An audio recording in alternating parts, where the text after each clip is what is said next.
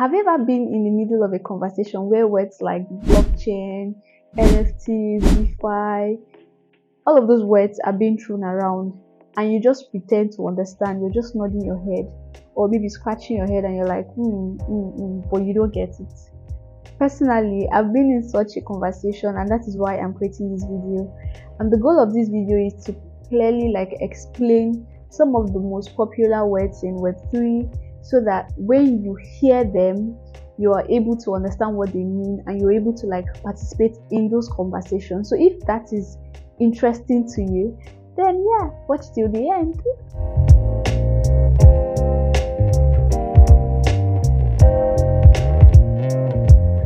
Hello, welcome back to my YouTube channel. My name is Manuel and I'm a blockchain developer. Welcome to my channel. If you are seeing my face for the very first time, welcome. Where have you been? But anyways, welcome. But if you are a returning subscriber or maybe you've been watching my videos, a special welcome to you. Thank you so much for stopping by. Yeah, this video is quite interesting because I've been in a lot of situations whereby I'm talking about some things relating to Web3, but I've had people tell me that they don't understand. So I'm making this video to explain some of the most popular Web3 terminologies that are being thrown around so that when you hear them, you know what the person speaking means. So yeah, please do well to watch this video to the end. Do well to share this video with as many people as you can. So let's get started. So the first word is blockchain.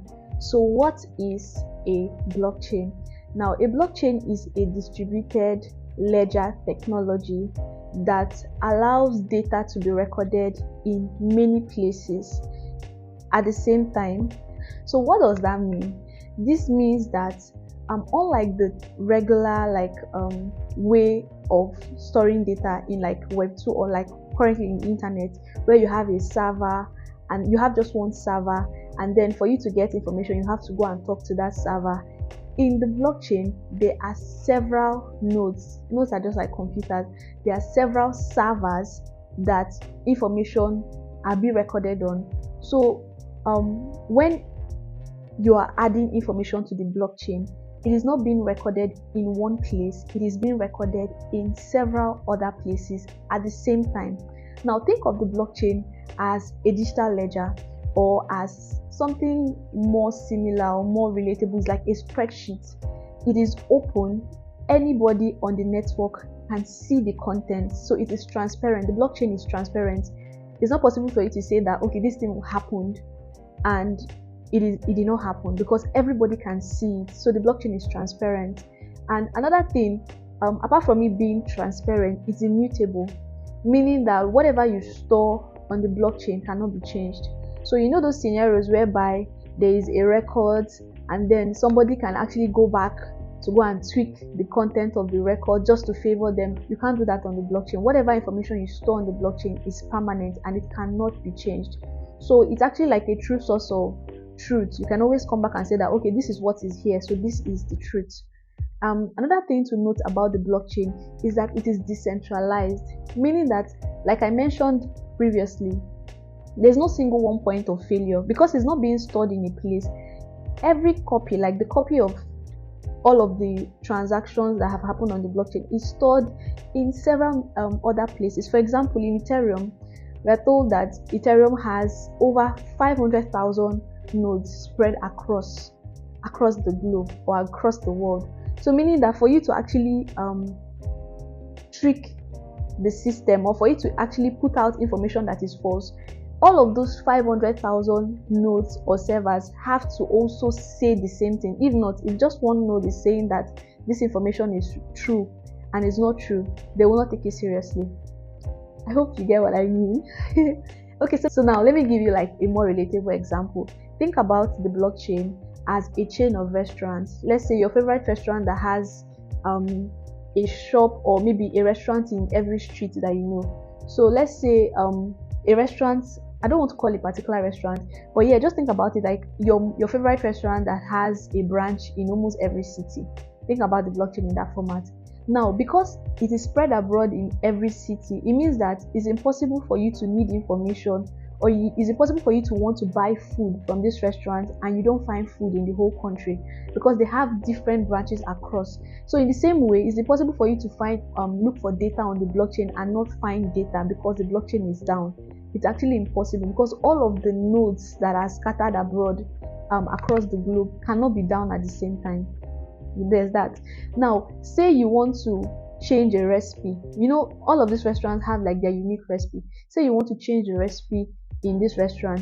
If you just go and change it in one restaurant, everybody will be asking why. Like, why is this food tasting like this? This is not like the unique taste of this food, and there will be complaints. In the same way, if you try to change data, or if you try to put in false information on the blockchain from just your own computer, all of the other computers will not agree with you. So it means that what you're putting is false. And then for that to actually happen, for you to actually impute like a new recipe, for example, all of the other nodes, or all of the other computers or servers in the blockchain actually has to agree. Now, the blockchain uses consensus mechanisms, like it's just a form of agreement. Different blockchains have their own methods of agreement, and they agree that they want to do this particular thing, or they want to use this as a rule. Like, everybody has to come together to agree, making the blockchain decentralized, meaning that one person does not have a say. Everybody has to agree. One person does not own the network. One person does not own the whole system. Everybody has to come together to agree for anything to be done on the blockchain.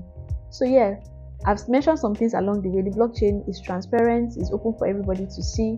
The blockchain is immutable. Whatever is stored on the blockchain cannot be changed. The blockchain is decentralized. There is no single point of failure. And then you cannot easily defraud the system or trick the system, because it means that you have to 50% of the network has to agree with what you're saying for it to be true. And then this is to clear a misconception. I often hear that people say that, oh, this blockchain was hacked. Most of the time, what they mean is that a smart contract on the blockchain was hacked. So I'm going to talk about smart contracts in a bit, but then there are different kinds of blockchains. There is Bitcoin, there's Ethereum. Now, for a blockchain like Bitcoin, you cannot really run smart contracts on it. But for some other blockchains like Ethereum, you're able to run smart contracts on it. So what happens is that a smart contract stored on a particular blockchain was hacked, and then people lose money. That's what happens. But then I just needed to clear that misconception. When you hear people say things like, oh, the blockchain was hacked, in most cases it was a smart contract that was hacked, not the blockchain. It is actually very hard for you to hack a whole blockchain. It's actually very difficult, except the blockchain is very new and maybe has very few people, like very few nodes or very few miners on the blockchain. Don't worry, I'm going to explain.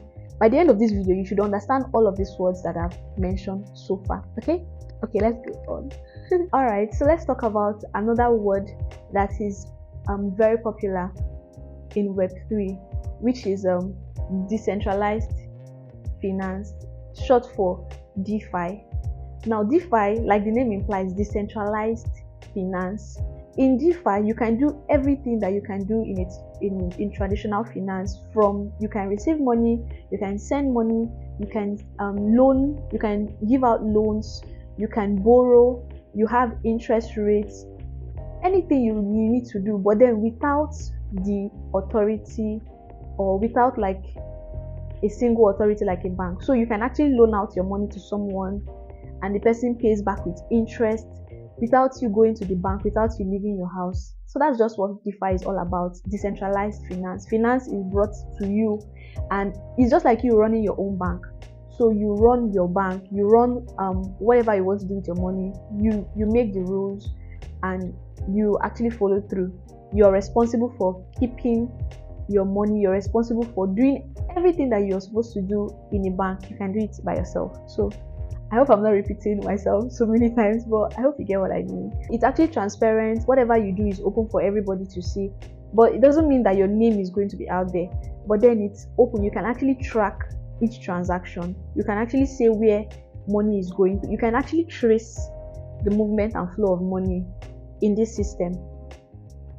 So instead of relying on traditional systems like banks, instead of relying on banks, DeFi uses smart contracts. So I'm going to talk about smart contracts in a bit. Just hold on. So DeFi uses smart contracts to enforce that the rules are followed, to ensure that things like if you borrow money, you pay, and if you pay, you get your interest. So all of those things are being done by a smart contract. So this eliminates the need for anybody to actually like oversee these processes. It actually eliminates that need. So that is about DeFi. Okay, so let's talk about NFTs. Now, NFT is short for non-fungible token. So what is an NFT? NFT everywhere. An NFT is a unique digital asset that exists on a blockchain and cannot be replicated. This is very important to note that it is unique, it exists on a blockchain, and it cannot be replicated. So it is a one-of-a-kind asset or piece of content that shows ownership. So one of the core features of an NFT is just an asset. It could be a picture, it could be like a video, it could be whatever that is being stored on a blockchain to prove that this thing is being owned by a particular person. So it actually proves ownership in that sense. So let me break this down more. If you think about fungible tokens, now fungible tokens are assets that can actually like be interchanged. So for example, you have $2 bills. You can actually like easily like use this in place of this without thinking about it twice because they have the same value. But for an NFT, which is like a non-fungible token, two different pieces of the same art even or the same items even cannot be interchanged because each of them are unique and they have like a distinct value from the other one. So yeah, it could be a picture, it could be a video, it could be music, it could be anything, but so far as it is being put on the blockchain, it is an NFT. Yes. So a very good example of an NFT is a music artist putting his song on the blockchain. Now when he does that, it shows that he is actually the owner of that song, and any royalty that will be coming through that song or whatever benefits, or he's the one that now has the right to like sell that song to anybody he wants to sell it to. But so far as it is being put on the blockchain and the ownership is being tied to him, only him owns that piece of art or whatever. So NFT can be used in different industries, from education to, so let me just give some examples. If you talk about education, you know how we handle our certificates, like after going through a course or program and then you're giving like a physical certificate. Now that certificate can be turned to an NFT and be stored on the blockchain, and then you own it. Once you own it, you can actually verify the ownership of that certificate anywhere in the world just by checking on the blockchain. So when they check on the blockchain, they will see that truly you actually own that certificate, and then it's non-perishable. So it's not possible for fire to consume the certificate. It's not possible for water to destroy that particular thing because it's being stored on the blockchain. Another example can be digital art. Like rather than having a physical art, you can have it on the blockchain and then you can sell it to anybody that you want to sell it to. You can also like write code, not like you're writing code, but then it's possible for you to have smart contracts, ensure that you gain royalties from that particular thing. So even for music producers, movie producers, rather than them like having to deal with privacy, they can actually use NFTs to ensure that they actually get the maximum value and benefits that they have from that particular piece of work. So that is NFT in a summary. Okay, let's talk about something else. DAOs. Now I call it DAOs, but then some other people might have like different pronunciations. So far as it's DAOs, whatever you want to pronounce it as, you're free, but I call it DAOs. And DAOs are like short form for decentralized autonomous organization. Like the name implies, it is an organization that is decentralized. So meaning that not one person runs this organization. It is being run by the people in the organization. Imagine a company where there is no CEO, there is no board of directors. Rather, everybody in the company comes together to make decisions, to make things happen. So the organization is basically run by the people itself, but there is no like leadership in quotes directing the affairs of that organization. That's just what a DAO is.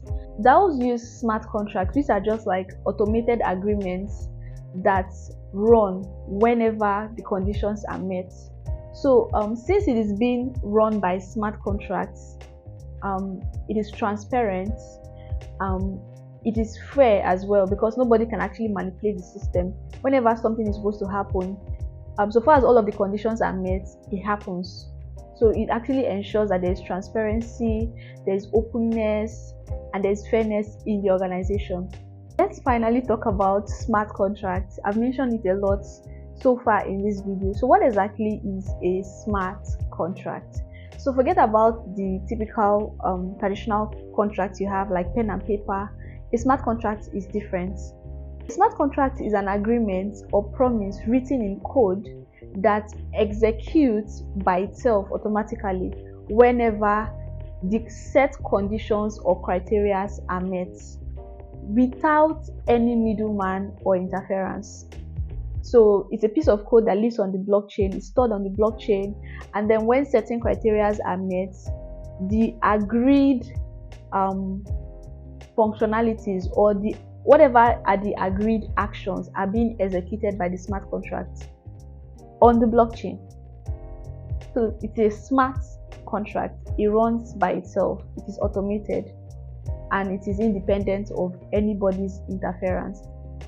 Think about it like renting a car.